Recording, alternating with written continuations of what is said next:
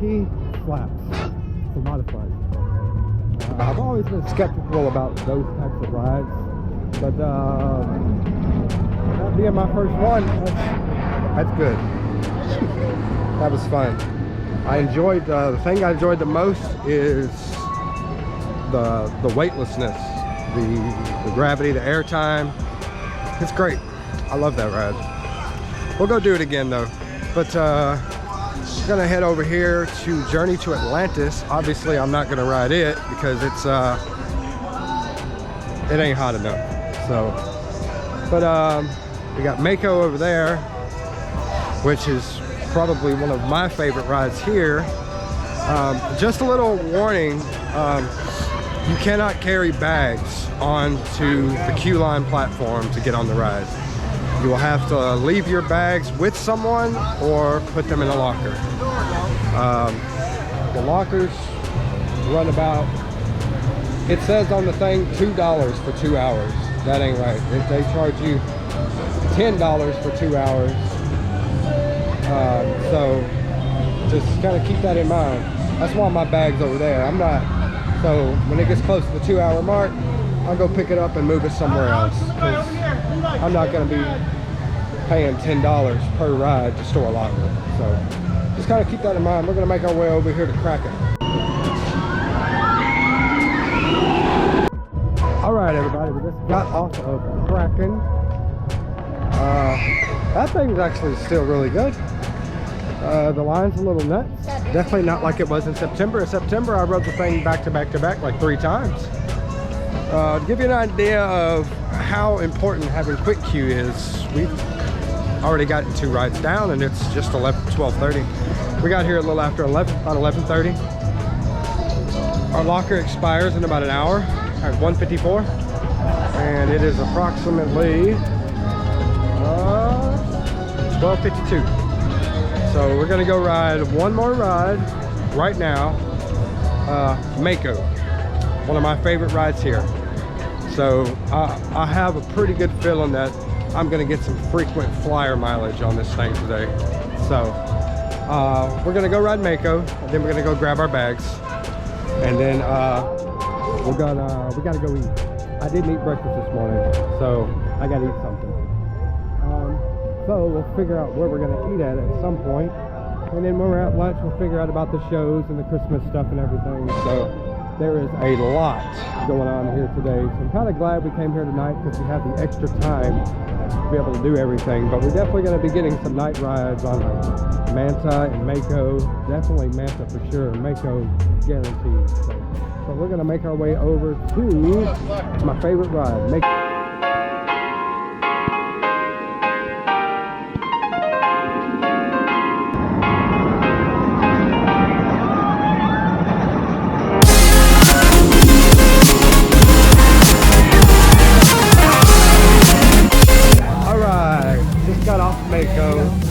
Man, that thing has got some really good airtime on it. There was this one time where we were coming up over the, I think like the 3rd or 4th hill, and it has the potential to be some of the greatest airtime ever, and then you hit the trim brakes. I mean, we're sitting there getting all this airtime, and then the trim brakes kick in, and I'm like, oh no. But, you know, safety first. Whatever. All right, so we've ridden 3 rides in less than 2 hours. That's definitely a lot more than you can do at Disney World. This place is packed, and we still, every single ride has got at least a 60-minute wait. Manta had a 90-minute wait. Kraken has a 45-minute wait, and I do believe Manta had a 60-minute wait. I'm not sure about Journey to Atlantis and Icebreaker. We're gonna actually head over there next to Icebreaker after we go get our bags, because I'm getting out of these pants. It's humid. So I mean, we could check and see what the line is. I have low expectations for the ride now that I've ridden it once, so I think I'm gonna give it a go again. The way the park is set up is really difficult to get footage for the ride because there's always something blocking your view. But I'm going to walk around the park and see if I can't get some shots that way. It's just really difficult. But All right, let's go get our bag and let's make our way over to some lunch. Maybe we'll come over here and check out this new surf coaster that's coming up next year. Let's go check it out.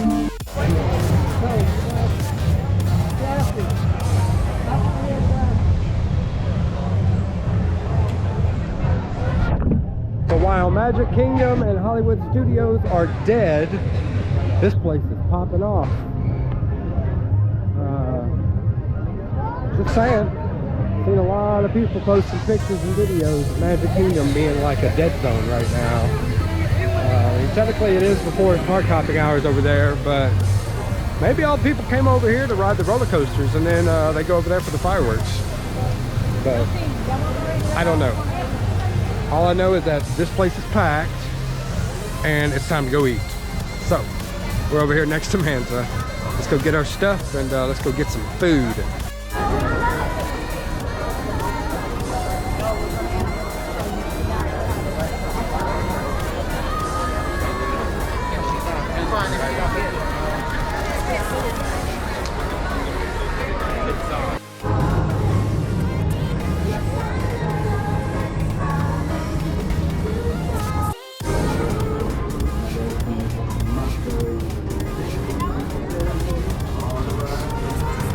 This is what they call the Sea of Trees. I bet this place, I bet it looks really, really good at night. But given the situation, we're not going to have to wait that long. Well, we were going to eat an altitude burger, but then I saw the line. I'm not waiting that long to eat. The line for Icebreaker was shorter than the line to eat. Yeah. So we're going to go to Lakeside Grill. So, we got some video footage of Icebreaker. Looks good, but it still sucks. So, let's go get some lunch. Alright, let's talk about something, shall we? All day dining. Should you or should you not get it? A meal here at Voyage Smokehouse, which comes with an entree, a side, and a drink, costs $22.50 before tax. SeaWorld is going to attach a 5% surcharge. So that's for taxes and park stuff. So you're assuming that the cost is going to be probably about $25 to $26. If you add a dessert, it's going to be even more. You're going to pay about an extra $10. So then your meal is turned out to $35. If you get an extra side or anything else like that, you're going to have to add that on there. But let's just say you don't get a dessert. You just get an entree, your side, and a drink. You're going to pay $22.50, about $26 after tax. The all-day dining is about $40 to $50. You can use the all-day dining every 90 minutes. So I eat now, 90 minutes from now, I can get the same meal again. 90 minutes after that, I can get the same meal again until the park closes. Okay. And with it being New Year's Eve, meaning that the park is open until 12:30, that is a lot. And if you're going to be here for an extended period of time eating consecutively, because me, I'm probably going to eat here 3 times. And if you add $26 by 3, you're easily running up, and that's for one person, that's about $80 to $90.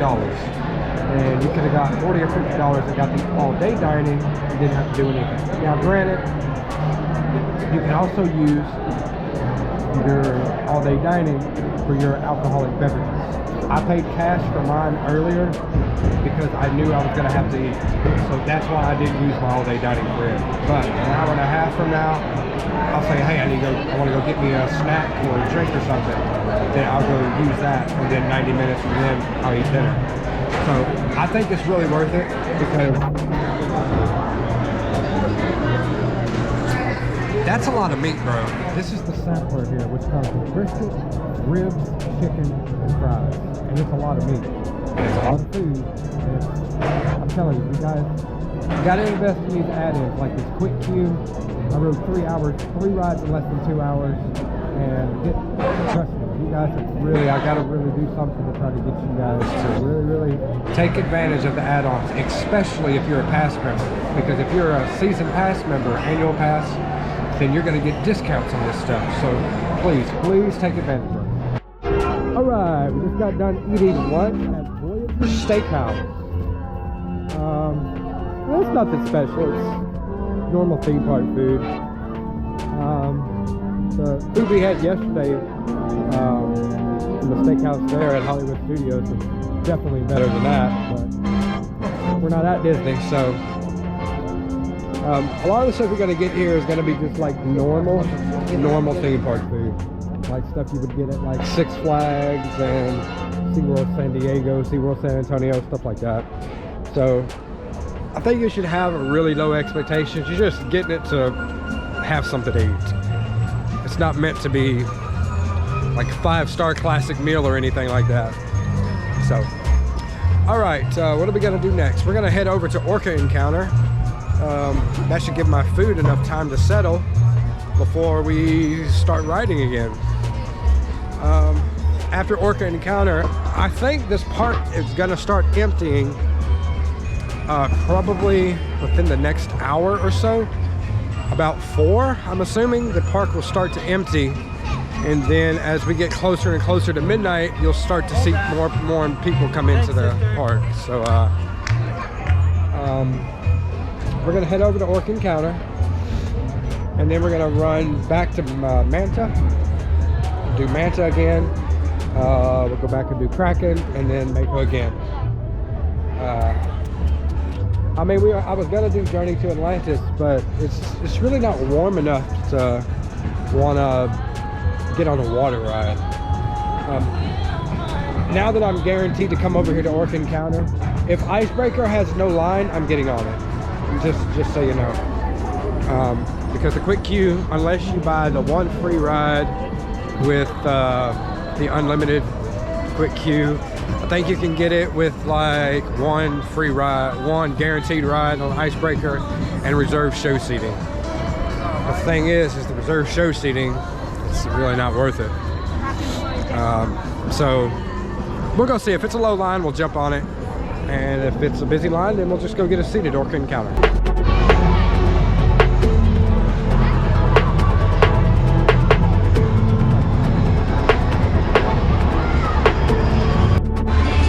You can say it's party with us now, but make sure you come back here around 7 p.m. We're all going to go all together.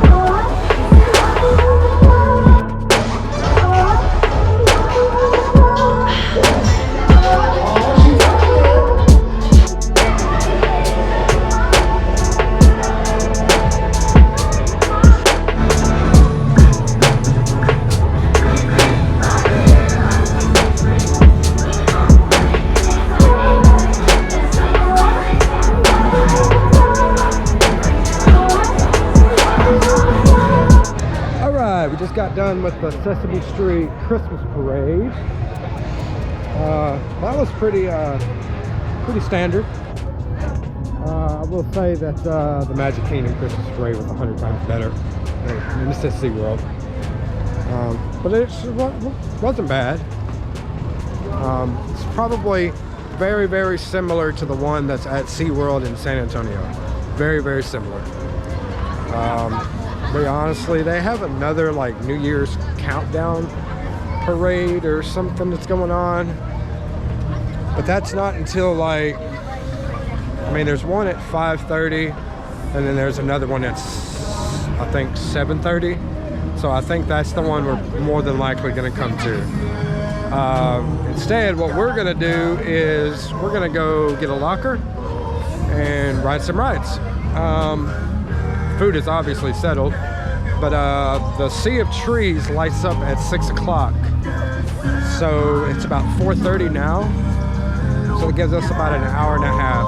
So 30 minutes per ride, waiting in line and stuff. It's very, very doable. The park is not as full as it was earlier.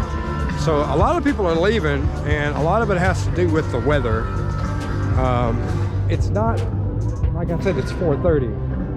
It's not supposed to be dark for another hour and a half, but it's been sprinkling. So usually when it starts sprinkling, people start going away. I don't know what it is about rain. Me personally, I just put on a poncho and keep going. That's just how we roll.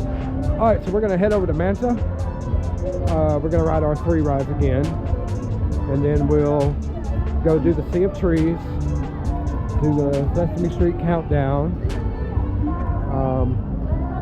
and then we'll probably go ride some more. And then after we ride our 3 night rides, Then we'll walk around the park and get all of the Christmas lights and all the cool looking stuff. And I haven't exactly made up my mind as far as what I'm going to do for fireworks tonight. I'm really leaning on leaving here right around 10 o'clock. Because I'm really debating on going to the Polynesian and watching Fantasy in the Sky over there compared to watching it here. It hits different over there. It's better fireworks, and I think the fireworks here, from what they were saying today, it's like 3 or 4 minutes worth. So you've got hundreds upon hundreds of people that are sitting there, and it's not fun. I don't really think it would be worth coming out here, but we can go to the Polynesian and then just dip out after that. But like I said, I haven't really made up my mind just yet.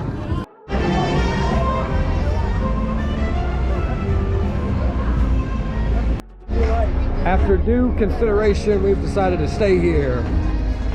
I just want to let you guys know that Uber and Lyft prices on New Year's Eve are going to be exceptionally higher than they normally would be. I think to catch an Uber from here to Polynesian, Grand Floridian, I think it was like $36 for one way. And then you're talking about another to go back to my resort. So we're looking at least $70. So that's, no, screw that. We're staying here. So we're gonna make our way over to Manta. Definitely not leaving this park. All right, so correction from earlier when I rented my locker. Apparently, I rented my locker, and if you get the lockers that are universal, so you get one locker, then you go to another ride, you want to move your stuff from that locker to the other one, it'll cost you $10 for 2 hours. But if you get just a single location, it'll only cost you $2 for 2 hours. That's not bad. That's not bad at all. So I put mine in the Journey to Atlantis, because the Journey to Atlantis is like dead center from all the rides that are over here. You've got Manta over there, which is really close.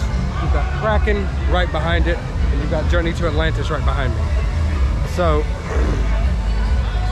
maneuvering between 3 different roller coasters and having your bag right there, it's really easy to get to. You just have to keep an eye on the time, 2 hours. So at 7 o'clock, a little bit before 7 o'clock, 6:55, it should be gone. So you just got to be back over here by 6:55. So Mako's a little out of the way, but Manta and Kraken and Journey to Atlantis are all 3 over here, so it's still not bad. So I just thought I would clear that up. It's not $10 for 2 hours. It's only $10 for 2 hours if it's a universal locker. So don't make that mistake. Just pay the little $2 and you get to put all your bags and stuff in there. That's nothing. So as I was walking up to Manta, I heard the lift chain not snap, but it tripped out. And what happens is you can hear the lift chain working normally as you can hear it normally, but when it trips out, you'll hear a bunch of clicking, kind of like if you were trying to start your car and your battery was dead, or your starter was going out or something. You hear the clicking noise and stuff like that. So that's what we were hearing, and I heard it and I was like, well, it's about to go down. And sure enough, they came across on the announcement saying that it was down, but it's back up and running now. So we're about to hit up Manta. We may ride it back to back. If the quick queue line is short, we may do back-to-back rides. We'll have to wait to see though. Well, I broke it. As soon as I said something about that sucker being running, that sucker tossed it out. So they don't know how to fix it just yet. So we're gonna go ride Kraken. And we're gonna ride Kraken, go to Mako, and then come back over here. Hopefully it'll be fixed by then. That's about an hour worth of doing stuff. I'm hoping that by the time I come back over here, it'll be dark. And that'll be our first night ride. Then we'll just go extend our locker for another couple hours, and then we'll ride. We're gonna leave the park early tonight. We're not gonna stay for the fireworks. We're gonna leave early. I'm probably more than likely going to rope drop Epcot tomorrow because it's New Year's Day and everybody's going to be out for New Year's Eve, so nobody's going to be up early in the morning. So it's the perfect time to be able to get the rides that we was not able to get. Hopefully. We'll play by ear and see. If it's bad enough, then I'll go back to sleep. So I know definitely tomorrow the first thing we're reserving is Test Track because we've yet been able to ride it. So we got virtual queue tomorrow as well. But for now, we're gonna make our way over to Kraken. Something else that we can do is we can celebrate bringing in the new year at the hotel. And I'm sure that somebody somewhere around that hotel is going to be shooting off fireworks. So I'm pretty sure there's going to be a lot of something going on. So we can leave here early. The bar at the hotel will be open, so we're not going to get like plastered drunk or anything. We're just going to drink a cocktail and relax. Because I definitely don't want to be here. I definitely do not want to pay the $55 fare to Lyft to get back home after midnight. So yeah, that's why we're just gonna pay the $20 and just dip out about 10:30. But I mean, we're still gonna bring it in, and then after New Year's, we'll crash and wake up and do our final day. All right, we just got off of Kraken. Dude, that thing is rolling. Oh man, if you ride that thing towards the front, that thing is hauling. Of course, you don't get a little bit of the ejector air time you get when you ride it in the back. So, but it was still fun though. It's still fun. And as you can see, it's nearly dark, so we're heading over here. I'm trying to see if Manta's running before I make the full run over here. If it's not, then we're gonna make our way over to Mako. So Manta is not running yet.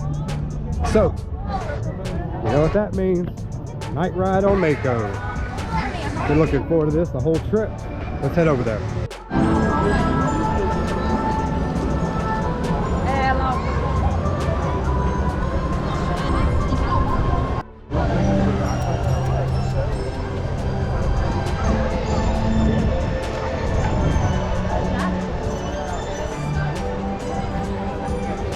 Families waiting on the shore for loved ones and music in the air.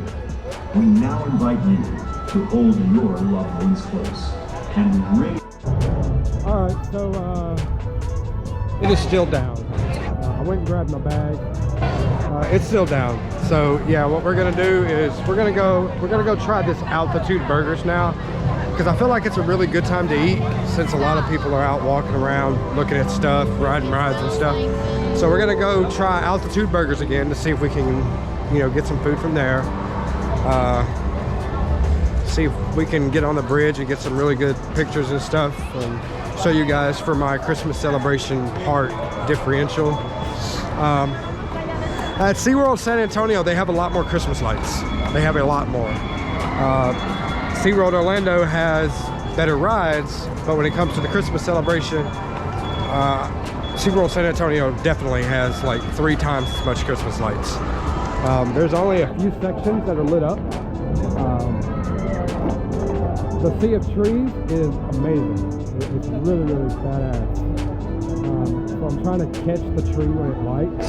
That's why we're going to make our way over there. That is really cool. They actually have multiple Christmas trees throughout the park, where SeaWorld San Antonio does not. They have a singular Christmas tree that is, it's really not even a tree, it's just some lights shaped like a tree.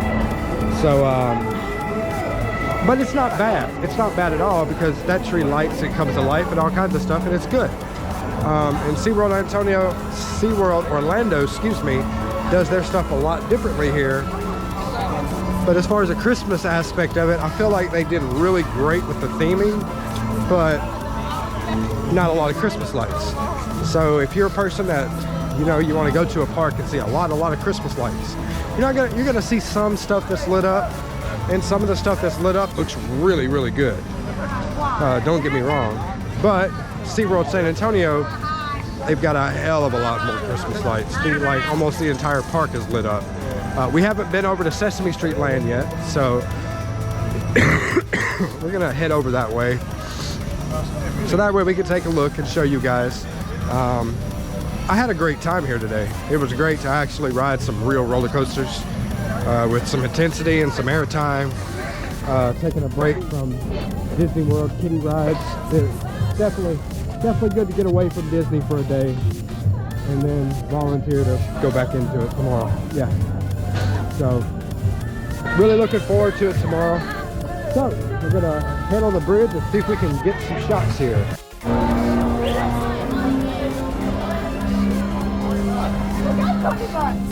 B5 grill for dinner. Let's go. All right, friends. We just got done eating there. The fish and chips though are actually pretty decent.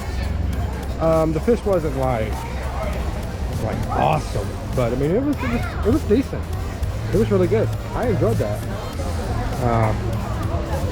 I like it a lot better than the barbecue. That would probably explain why there was such a long line there and not at the barbecue place. But yeah, they've got a lot of different things there, like chicken tenders, chicken sandwiches, grilled and crispy. You've got wings. And they don't have burgers there, but it was still good though. I enjoyed it. We're heading out, man. It's about 7:30, and we're heading out. Let me explain to you why we're heading out. Tomorrow is my last day at Disney, and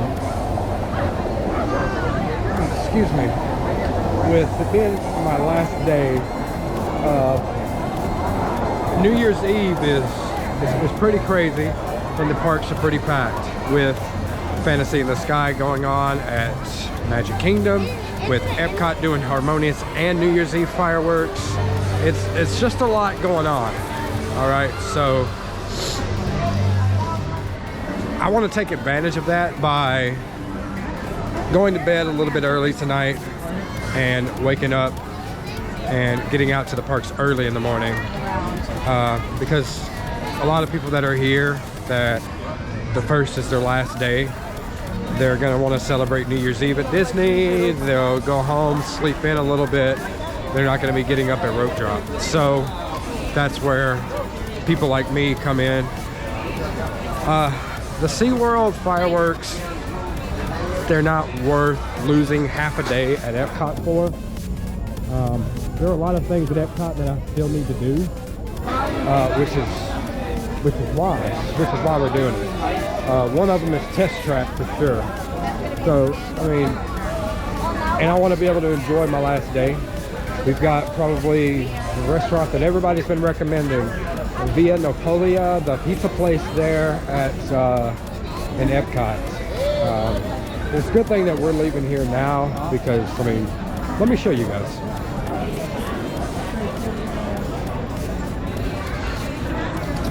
That is to get into the park. So, what schmucks are coming into the park at 8 o'clock at night? It's time to go. But yeah, what I'm probably gonna do is I'm probably gonna go home and, or go home. Might as well say home. I'm probably gonna edit up a teaser for Harmonious after I move everything over from today, and I'll probably have that thing. It'll probably be done by morning. I'm not gonna upload it until I get home, but I will share it or something. I'll figure something out. The internet at the hotel is really bad when it comes to downloading and uploading stuff. So, but I had a great time today. Really had a great time. We got to ride Mako 3 times, Kraken 3 times, Manta twice. So I can't really complain. It was definitely a good day. Good to get away from the Disney World bubble, and I'm sick and tired of the Christmas music, man, but that's it. All right, man, I appreciate everybody tuning in today, and we will kick off our final day on this trip tomorrow. If you're new, subscribe to the channel, tell your friends about it, give me a thumbs up. Without any further ado, we will catch you guys in the next one. Peace.